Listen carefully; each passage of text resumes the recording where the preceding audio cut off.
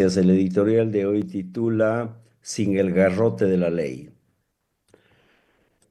Sin el garrote de la ley andaríamos a palos unos a otros, dice la abuela de la casa, y de ahí que se inventaron aquello del voto obligatorio por mandato legal para que todos nos sometamos a unos cuantos que hablan en nombre de nosotros y deciden por nosotros, aunque no estemos de acuerdo, pero al final a eso le llaman democracia.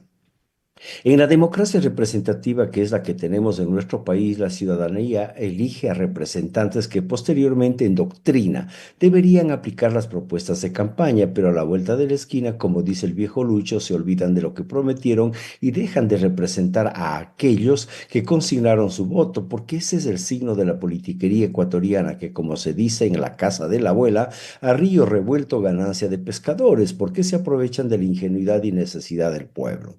A los ecuatorianos nos encanta votar y con eso ponemos de manifiesto que es falso aquello de que si el voto no fuera obligatorio, nadie fuera a las urnas y quienes tienen más billullo serían los ganadores. Sonríe la abuela de la casa, como hemos escuchado frente a la propuesta presidencial de reforma constitucional de suprimir el financiamiento a los partidos políticos con dineros de los ecuatorianos.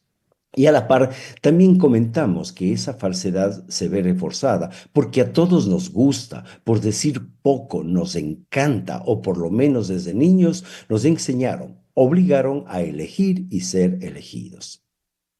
Nos encanta votar como nos hechiza elegir y ser elegidos. En cualquiera de los dos últimos supuestos conlleva sentirse importante por doble vía. Entonces, votar es algo que lo traemos desde siempre, pues vale recordar o hurgar la memoria de cada uno y encontrarnos que desde el primer día de clases, del primer grado de escuela hasta el último año de universidad, teníamos, digo, nos obligaban a votar, porque había que elegir al presidente del grado, del curso, al secretario, vocales, incluido el de deportes y a la madrina de las jornadas deportivas.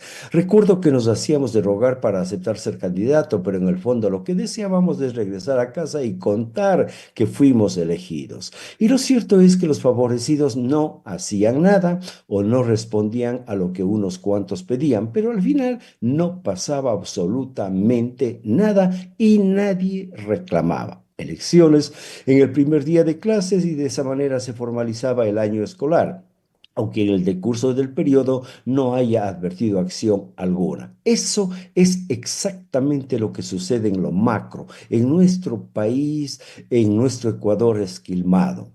En las esferas gubernamentales y en las de la Asamblea Nacional y en los gobiernos seccionales, nos hemos elegido y entre ellos se vuelven a elegir en las mal llamadas primarias. En otras palabras, nos encanta votar. Por ello, no hay que tener miedo a apostarle a la supresión de la obligatoriedad del voto y a lo que apunta la propuesta presidencial de que desaparezcan el fondo partidario permanente y el fondo de promoción electoral para que los partidos y movimientos políticos se financien con los aportes de sus afiliadas, afiliados y simpatizantes. En buen romance que la clase política ecuatoriana baile o llore con su pañuelo, dice la abuela de la casa, dejando atrás al Estado paternalista cuando esos dineros deben ir orientados a salud y a educación.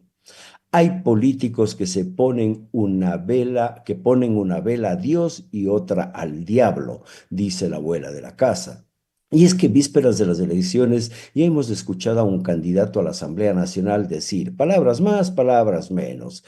Escuchamos las necesidades y los sueños de los cuencanos y que ya va preparando una silla para sentar al incauto. Y expulgando esta frase encontramos dos mentiras sarnosas. La una porque invoca a los cuencanos cuando los azuayos son los que deben elegir y la otra escuchar las necesidades, toda vez que un asambleísta no resuelve nada, pues su deber constitucional es el de fiscalizar y de legislar, aunque hay de aquellos que se han convertido en denunciólogos de oficio. Y de ahí aquello de que un político ofrece construir un puente donde no hay río y los penitentes, perdón, pendejos, lo eligen, comenta el viejo Lucho. Y es que la nuera barre solo por donde ve la suegra, que es exactamente lo que hace el político en campaña. Muestra lo que quiere mostrar y por ello algunos políticos necesitan menos face y más book, dice la abuela de la casa en Spanglish. Y para concluir, a los tibios Dios los vomita, dicho que le queda bien a los electores indecisos como a los candidatos sin propuestas reales. Mi palabra.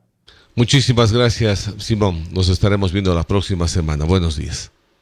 Buenos días. Ha estado con nosotros el doctor Simón Valdivieso. Atención.